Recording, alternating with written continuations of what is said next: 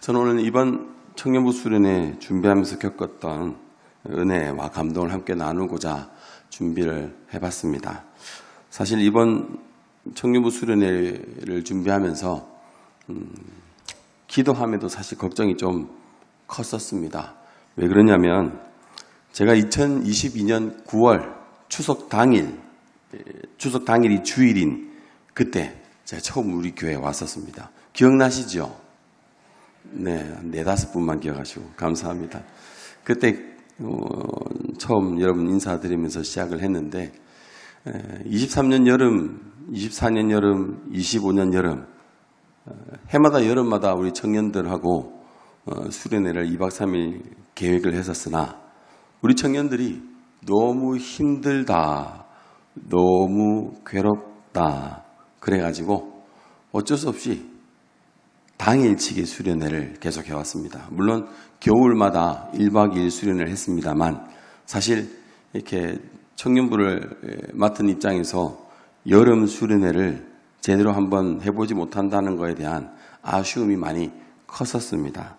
그런데 이번에는 1박 2일도 아니고 2박 3일도 아니고 자그마치 3박 4일 정도의 어떤 수련회를 계획하고 우리 이 땅에 한반도 이 땅에서 그래도 나름 바다 건너야 된다는 제주도를 가게 됐습니다. 이게 너무 간절했던 부분인데 23년, 24년, 25년 내리 3년을 제대로 못하다가 26년 돼서 제대로 뭔가 수련을 해본다라는 생각이 있다 보니까 긴장도 되고 그래도 3박 4일인데 잘해야 되지 않겠나라는 생각도 들고 이번에 잘해야 내년에도 2박 3일 가든 3박 4일 가든 청년들이 잘 따라오지 않겠는가라는 생각들이 있었습니다. 그래서 제 안에 나름 좀 복잡한 감정들이 차오르기 시작했었습니다. 그러는 와중에 한편으로는 걱정이 된 겁니다. 은혜 충만한 수련회가 돼야 되는데 그렇게 은혜 충만한 수련회가 되지 못할 것 같은 불안감도 있고 그래서 처음 서두에 말씀드렸던 것처럼 기도하면서 준비하는데도 제 속에 걱정이 있었던 겁니다. 그런데 이렇게 청년부 수련을 위해서 기도할 때에 하나님께서 너무 감사하게도 제게 응답을 주셨습니다. 그런데 말씀이나 감동으로 주시지 않고 제 입술에 찬송을 하나 선물해 주셨습니다. 제목은 나의 기도하는 것보다 가사가 이렇습니다. 나의 기도하는 것보다 더욱 응답하실 하나님, 나의 생각하는 것보다 더욱 이루시는 하나님, 우리 가운데 역사하신 능력대로 우리들의 간구함을 넘치도록 능히 하실 주님께 모든 영광과 존귀 찬양과 경배를 돌릴지어다. 모든 영광과 존귀 찬양과 경배를 돌릴지어다. 어떤 찬양인지 감이 오십니까? 나의 기도하는 것보다 더욱 응답하실 하나님, 나의 생각하는 것보다 더욱 이루시는 하나님, 우리 가운데 역사하신 능력대로 우리들의 간구함을 넘치도록 능히 하실 주님께 모든 영광과 존귀 찬양과 경배를 돌릴지어다. 모든 영광과 존귀 찬양과 경배를 돌릴지어다. 아마 하나님께 박수로 영광 돌리겠습니다. 하나님 영광 받으시옵소서. 아멘. 익숙한 분도 계실 것이고 처음 듣는 분도 계실 겁니다. 하나님께서 왜 이 찬송을 제게 응답으로 주셨는지 가사를 부르면서 곱씹어 봤습니다. 그랬더니 이 찬양이 처음부터 끝까지 하나님에 대한 신앙 고백으로만 되어 있는 겁니다. 어떤 신앙 고백이냐면 내가 기도하는 것보다 내가 생각하는 것보다 더욱 응답하시는 하나님, 더욱 이루시는 하나님, 우리가 간구하는데 우리 강구함보다 넘치도록 능히 응답하시는 분, 능히 이루시는 분이라는 신앙 고백이 이 찬양 안에 가득 차 있습니다. 이 찬양 가지고 응답받고 계속 흥얼흥얼거리면서 청년부 수련을 위해 기도하고 준비를 했습니다. 그리고 이제 수련을 떠났습니다. 첫째 날에 저희들이 방문한 교회는 덕천교회라고 합니다. 구자읍에 있는데 구자의 구자읍의 구자라는 말이 당근이란 말이라고 합니다. 저는 예전에 저희 어머니가 40년 전에 제주도 서귀포시에 정착했기 때문에 싫든 좋든 제가 제주를 가야만 했었습니다. 아들이니까. 사실 저에게 제주도는 굉장히 익숙한 곳, 편안한 곳인 거죠. 근데 갈 때마다 한 가지 이상했던 거는 왜 제주도의 이 특산품으로 만든 기념품 보면 당근이 끼어 있는가 궁금했었는데 구자읍의 그 구자가 당근의 옛말이랍니다. 아셨습니까? 네, 처음 아셨죠, 그죠? 네. 그 말 듣고 깜짝 놀랐습니다. 그래가지고 우리 제주도 올 때마다 당근이 제주도 기념품에 계속 있었던 거구나. 그 구자읍에 있는 덕천교회를 찾았는데 이 덕천교회를 중심으로 해서 마을 전체가 유네스코로 지정된 곳입니다. 이 마을을 함부로 개발 못하는, 함부로 손댈 수 없는 그런 지역이 되어버린 거죠. 근데 이 덕천교회 담임 목사님이 고진성 목사님이신데 이제 이분 모시고 말씀을 들었습니다. 설교 톤이 높낮이가 없이 일정한 톤이었습니다. 굉장히 편안하게 들을 수 있지만 오래 들을 수 없는 그 아시죠? 무슨 말인지. 다 너나 할 것 없이 잠들게 만드는 마력을 가진 목소리인데 놀라운 것은 뭐냐면 그렇게 높낮이 변화 없이 편안하게 말씀하시는데 성령님이 하시면서 큰 은혜와 감동을 우리에게 준 겁니다. 근데 그 설교의 내용을 들어보면 제가 받은 응답하고 똑같은 내용의 설교와 간증인 겁니다. 그분의 간증의 핵심을 말씀드리자면 이겁니다. 청년 때에 수련회 가서 기도를 열심히 하는데 하나님께서 자기 마음에 감동을 주시고 목회의 길로 이끄셨다는 겁니다. 근데 집안의 반대로 좌절됐습니다만 결국 이리저리 우여곡절을 거치면서 하나님 기뻐하신 대로 계획하신 대로 목회의 길로 다시 들어서게 되고 그러면서 펼쳐지는 사역의 현장에서 하나님께서 감동을 주시고 소원을 주시고 그 소원 붙들고 기도하면 하나님께서 응답을 해주시는데 이게 소원하는 것보다 기대하는 것보다 더한 응답을 주시는 걸 계속 체험해 온 겁니다.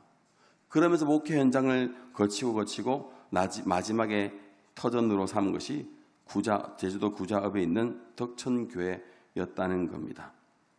온몸에 소름이 돋는 걸 경험했습니다. 그러면서 내면 깊숙한 곳에서 뿜어져 올라오는 감동이 저를 사로잡은 걸 경험했습니다. 이후에 제가 목사님 말씀 다음에 나가서 기도를 인도해야 되는데 기도의 인도가 안 되는 겁니다. 눈물이 계속 흐르고 계속 밑에서 또 감동이 막 울컥울컥 밀어 올려오니까 한두 단어 얘기하고는 울고 한두 단어 얘기하고 또 울고 하여튼 저뿐만 아니라 함께했던 청년들이 예상치 못했던 곳에서 은혜를 받고 기대하지 못했던 곳에서 감동을 받고 우리 청년들이 너무 수련의 첫날부터 귀한 은혜의 시간을 보낼 수 있게 됐습니다. 둘째 날은 서귀포시에 있는 제주 성은교회를 찾아가야 했습니다.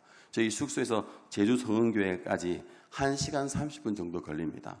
차라리 타자마자 우리 청년들이 찬양을 틀겠다면서 제일 먼저 저한테 추천할 곡이 있느냐고 물었습니다. 그래서 제가 몇 주 전에 응답받은 그 찬송 나의 기도하는 것보다를 추천했습니다. 그래서 우리 청년들이 급하게 찾고 그 음악을 틀면서 기분 좋게 은혜롭게 출발을 하고 저는 피곤함도 있고 1시간 반 동안 열심히 운전을 할 수 있었습니다.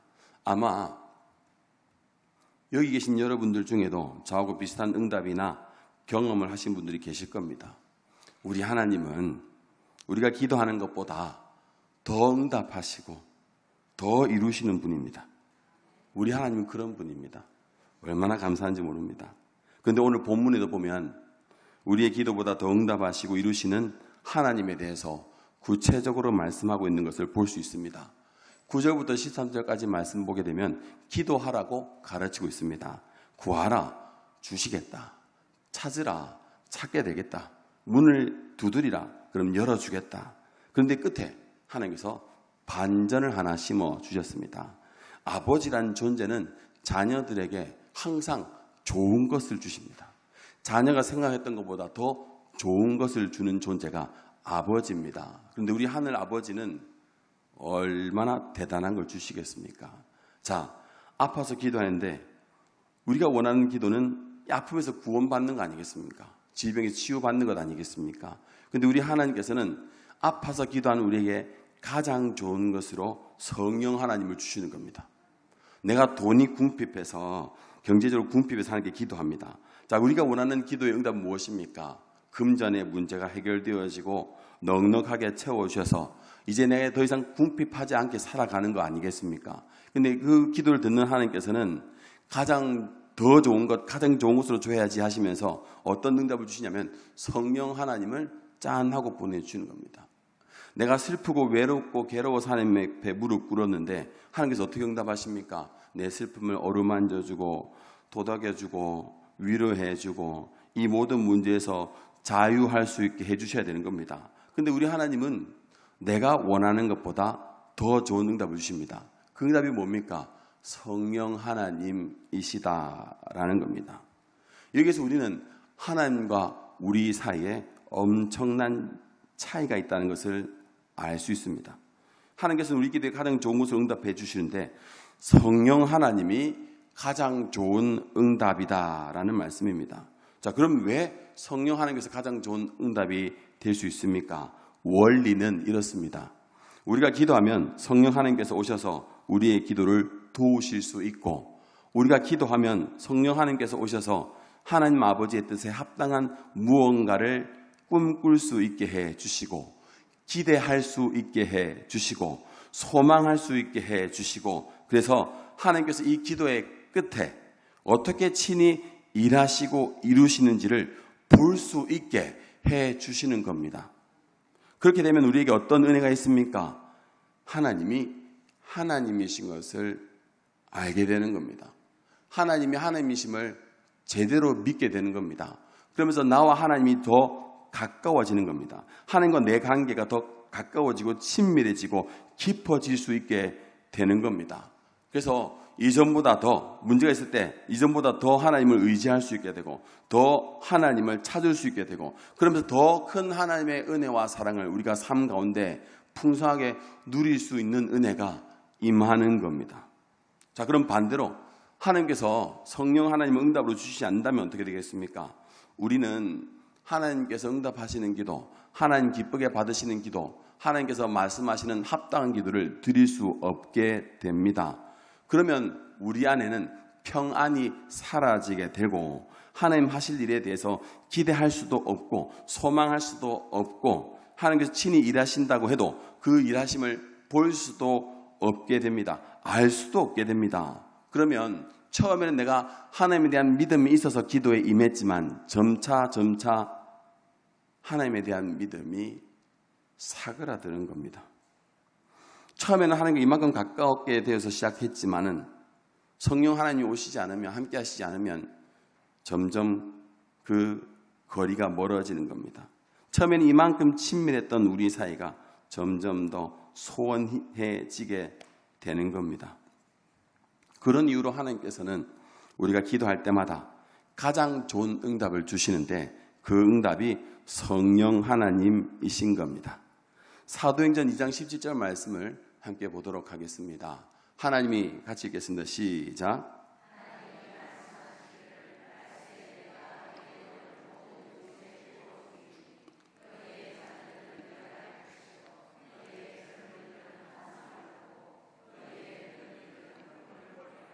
아멘. 이 말씀은 사실 요엘서 2장 28절 말씀이기도 합니다. 요엘서 말씀을 인용한 겁니다. 이 말씀 보시면은 하나님의 영이 임했을 때, 성령 하나님께서 임하셨을 때 어떤 일이 일어난다라고 자세히 풀어 말하고 있습니다. 자녀들은 예언을 하게 되고, 젊은이들은 환상을 보게 되고, 늙은이들은 꿈을 꾸게 된다라고 말합니다. 다 제각각으로 표현하고 있습니다. 예언, 환상, 꿈. 근데 여러분, 이건 사실은 하나를 가리키는 겁니다. 한 가지인데 이걸 각자 알아들을 수 있게 나뉘어서 다르게 표현한 겁니다. 자, 먼저 예언을 보겠습니다. 하나님께서 하실 일에 대한 말씀을 자녀들에게 맡긴 겁니다. 말씀 예, 말씀 언, 맡길 예. 그래서 말씀을 맡겼다. 그래서 예언이다. 하나님께서 하실 일에 대한 말씀을 자녀들에게 맡겼다. 환상은 뭡니까? 젊은이들이 하나님께서 하실 일에 대한 환상을 보게 된다라는 겁니다. 늙은이들이 꾸는 꿈, 사실 여기서 늙은이라서 기분 나쁠 수 있습니다. 근데 사실 늙은이를 가리키는 것이 아니라 부모 세대를 말하는 겁니다. 부모 세대가 성령 하나님을 만나게 되면 꿈을 꾸게 됩니다. 부모 세대가 꾸는 꿈이 무엇이냐? 하나님께서 하실 일에 대한 꿈입니다. 말로는 예언이요, 환상이요, 꿈이라고 표현하고 있지만 사실은 모두 하나입니다. 하나를 가리키는 겁니다. 하나님께서 하실 일, 하나님께서 앞으로 하실 일을 가리키는 겁니다. 여기에 또 어떤 것이 그 밑에 전제되어 있느냐면 우리가 이해할 수 있을 정도의 것이다 라는 겁니다. 무슨 말이냐면 우리가 알아들을 수 있을 정도의 것, 우리가 받아들이고 이해할 수 있을 정도의 표현으로 우리에게 표현되어졌다는 겁니다. 그 표현이 예언이고 환상이고 꿈인 겁니다. 이 일이 일어나게 되면 우리는 또 한 번 놀라게 됩니다.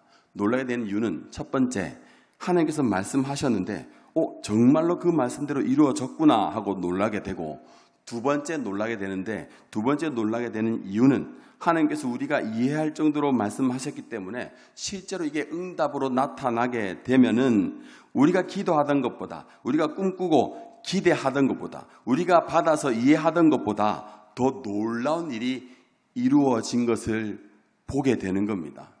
그래서 놀라게 되는 겁니다. 이미 읽으신 분도 계시겠지만은 꿈이 있으면 미래가 있다라는 책이 있습니다. 누가 썼냐면 강영우 박사가 쓴 책입니다. 이 책에 보면 강영우 박사의 불우했던 어린 시절을 엿볼 수 있습니다. 6.25 전쟁 이후에 38선을 긋게 되고, 그리고 남한에 이제 새롭게 재건의 물결이 이루어지게 됩니다. 그때 강영우, 그때 중학생입니다. 중학생 강영우 일가가 고향에서 다시 한번 재기하려고 했으나 여기서는 힘들겠다라고 깨닫고 나서 아버지가 주도해서 서울로 이사를 가게 됩니다. 서울로 이사 간 지 1년도 채 안 됐는데 아버지는 병환으로 별세하게 됩니다. 중학생 강영우는 그때 마침 불의의 사고를 당하게 되면서 망막박리라는 진단을 받게 되고 이제 눈이 멀어 앞을 보지 못할 것을 기다리게 됩니다. 이 소식을 들은 어머니가 충격을 받아 쓰러지게 되고 뇌졸중으로 별세하게 됩니다. 졸지에 엄마 아빠를 잃고 내 남매가 고아가 되었습니다.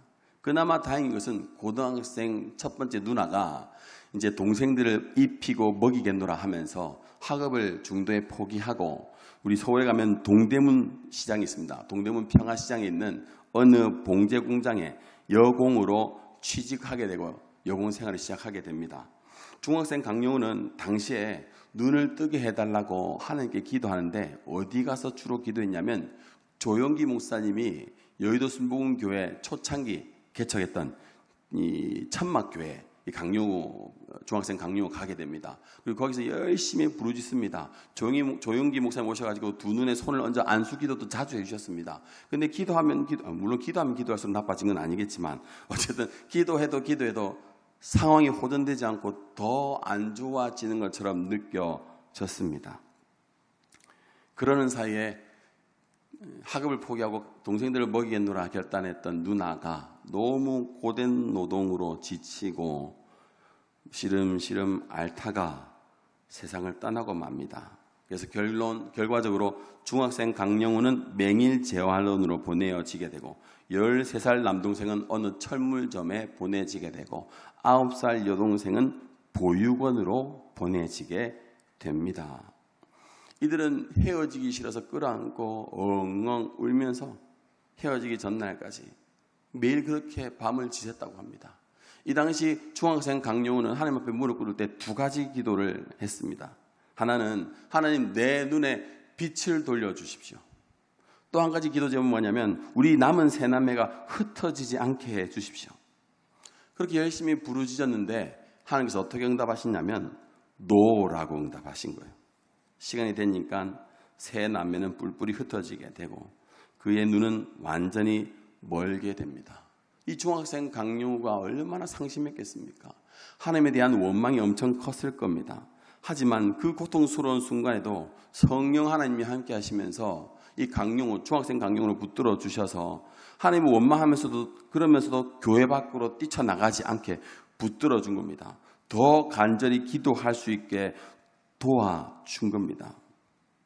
시간이 지난 강용우 박사가 이전에 그때를 돌아보면서 고백하기를 사실 하나님께서는 그때 노라고 응답한 게 아니었던 것 같다는 겁니다. 그렇게 뿔뿔이 흩어지고 눈은 완전히 먼 다음에 그때부터 하나님께서 본격적으로 중학생 강용우를 붙드시고 역사하기 시작하셨습니다. 위기의 때마다 하나님께서 준비해 두신 귀한 사람들을 만나게 해주셨습니다. 그래서 그렇게 시간을 보내면서 맹인으로서 세상을 살아가는 힘을 갖추게 되고 미국 유학 갈 수 있는 길이 열리게 되고 유학 가서 미국에 정착할 수 있는 환경을 경험하게 되고 그렇게 정착하고 난 다음에 누구를 알게 됐냐면 부시 미 대통령과 개인적인 친분을 가지게 됩니다. 그런데 이 부시 미 대통령이 이 강용우 박사를 봤더니 눈은 보지 못하지만 엄청난 사람인 걸 알게 됩니다. 그러면서 두는 멀쩡한 한국인도 할 수 없었던 미국의 차관의 자리까지 강용우 박사가 올라가게 됩니다. 한국인으로서 최초로, 장애인으로서 최초로 미국의 차관에까지 오르게 되는 겁니다. 그렇게 해서 모든 한국인들과 세상 모든 장애인들에게 강용우 박사는 빛과 같은 존재가 되어 하나님 살아계심을 증거하는 귀한 도구가 되었습니다. 이처럼 하나님께서는 그를 믿는 자들에게 성령 하나님을 보내주셔서 가장 고통스러울 때 함께 해주시고 기도할 때마다 적절한 기도할 수 있도록 도와주십니다. 중학생 강용우가 기도할 때 눈에 빛을 돌려달라고 기도했으나 하나님께서는 그때 당시 노한 것 같았지만 사실 노가 아니었던 겁니다. 내 눈에 빛을 주는 것보다 너 존재 자체를 빛으로 만들고자 하는 하나님의 놀라운 계획이 있었고 하나님께서는 그 일을 이루시기 위해서 당장은 노처럼 보였으나 하나님께서 이끌어 가신 겁니다. 시간이 지나면서 그가 미국에 정착한 다음에도 그렇게 간절히 기도했던 세 남매가 흩어지는 것을 막아달라고 기도했던 그것이 나중에 미국에서 응답이 되면서 남매가 미국에 같이 정착하게 되면서 아름다운 노년의 때를 보내는 응답을 또 누릴 수 있게 된 겁니다. 만일에 중학생 강용우가 그렇게 간절히 기도할 때 하나님께서 예스라고 했다면 어떻게 됐겠습니까? 그때 강용우가 중학생 강용우가 눈을 떴다면 어떻게 됐겠습니까? 그의 인생은 공장 엔딩이었을 겁니다. 무슨 말이냐? 공장에 취직해서 두 동생을 먹이고 입히고 그리고 자기는 계속 공장 생활을 하면서 생을 마감했을 수도 있다는 겁니다. 하나님께서는 그런 계획을 계획하신 게 아니었습니다. 인간 강용우를 빛과 같은 존재로 만들고 싶었던 겁니다. 그래서 하나님이 살아계시다는 것을, 능력이 많으시다는 것을 보여주고 싶었고 증명하고 싶었던 겁니다. 그래서 그를 붙드시고 이끄신 겁니다. 이렇게 하나님은 우리 생각보다, 우리 기도보다, 우리의 이해보다 더 대단하신 분입니다. 내가 아무리 기도해도 우리 인간 생각으로 이렇게 해주면 좋겠다라고 하지만 아니요. 하나님은 우리의 기도보다 더 응답하시는 분이십니다. 이렇게 해주면 좋겠는데 하고 기도하지만 아니요. 하나님은 우리의 간구함을 넘치도록 일하시는 분이신 겁니다. 어떤 기도 제목 가지고 여러분 매일 기도하십니까? 어떤 마음 가지고 여러분 예배 자리에 임하십니까? 분명한 것은 여러분의 기도 제목보다 여러분들의 마음에 있는 기대와 소망보다 하나님은 더 놀라운 계획을 계획해 두시고 넘치도록 이루어 주시는 하나님이시라는 겁니다. 그러므로 기도하기를 힘쓰시기 바랍니다. 기도를 게을리하지 마시기 바랍니다. 기도할 때 믿음으로 기도하시길 바랍니다. 그래야하면 성령 하나님께서 응답으로 오셔서 우리의 기도를 도와주시고 우리를 향한 하나님의 계획을 보게 하시며 꿈꾸게 하시고 기대하게 하십니다. 그리고 마침내 우리의 기도보다 우리의 생각보다 우리의 이해보다 더욱 일하시고 이루시는 하나님의 응답을 누리게 될 겁니다. 이런 은혜가 하나님 여러분들에게 충만하기를 원합니다. 그렇게 해서 매일매일 하나님의 능력과 응답을 풍성하게 누리시는 황금동교 모든 성도님 되시길 주님의 이름으로 바랍니다.